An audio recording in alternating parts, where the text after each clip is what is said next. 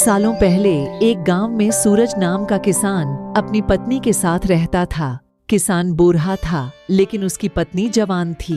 इसी वजह से किसान की पत्नी दुखी रहती थी। वो हमेशा अपने ही जैसे जवान पुरुष से शादी करने की चाहत मन में रखती थी। महिला के मन की बात को एक चोर समझ गया। वो रोज महिला का पीछा करने लगा। एक दिन उसने किसान की पत्नी को ठगने के विचार से उसे एक झूठी कहानी सुनाई। चोर ने कहा, सालों पहले मेरी पत्नी मुझे छोड़कर चली गई थी। अब मैं अकेला हूँ। मैं तुम्हारी सुंदरता पर मोहित हो गया हूँ और तुम्हें अपने साथ शहर ले जाना चाहता हूँ। स्त्री यह सुनते ही खुश हो गई। वो फटाफट बोली, ठीक है, मैं तुम्हारे साथ चलूंगी, लेकिन मेरे पति के पास बहुत धन है। पहले मैं उसे ले आती हूँ। उन पैसों से हम जीवन भर आराम से रहेंगे।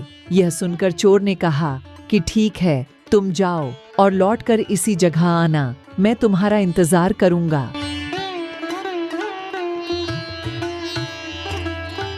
स्त्री घर पहुंची तो देखा कि पति गहरी नींद में था। महिला ने सारे जेवर और नकदी को पोटली में बांधा और चोर के पास चली गई।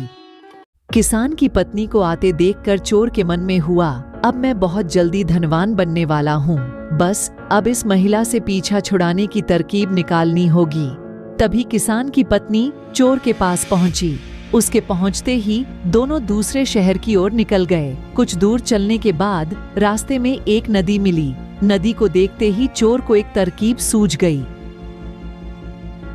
वह महिला से बोला, देखो, नदी गहरी है, इसे मैं तुम्हें पार करवाऊंगा, लेकिन पहले मैं यह पोटली नदी के उस पार रखूंगा, फिर तुम्हें साथ ले जाऊंगा।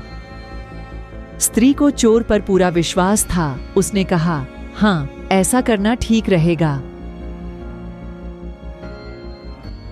फिर चोर ने कहा, देखो, तुमने भारी जेवर पहने हैं, ये जेवर भी तुम मुझे दे दो ताकि तुम्हें नदी पार करने में कोई बाधा न हो। यह सुनते ही किसान की पत्नी ने अपने सारे जेवर चोर को दे दिए। पोटली में बंधा धन और महिला के जेवर लेकर चोर नदी के पार चला गया। महिला उसके लौटने का इंतजार करती रही, लेकिन वो फिर कभी लौटकर नहीं आया। अब महिला को बहुत दुख हुआ और उसकी आंखों से आंसू बहने लगे, लेकिन पछतावे के लिए तब तक बहुत देर हो चुकी थी। उसका सारा पैसा और जेवर लेकर चोर जा चुका था। इस कहानी से हमें क्या सीख मिलती है? धोखेबाजी का फल हमेशा बुरा ही होता है। व्यक्ति जैसा बोता है वैसा ही काटता है। इसलिए कहा जाता है कि हमेशा हर रिश्ते में ईमानदारी दिखानी चाहिए।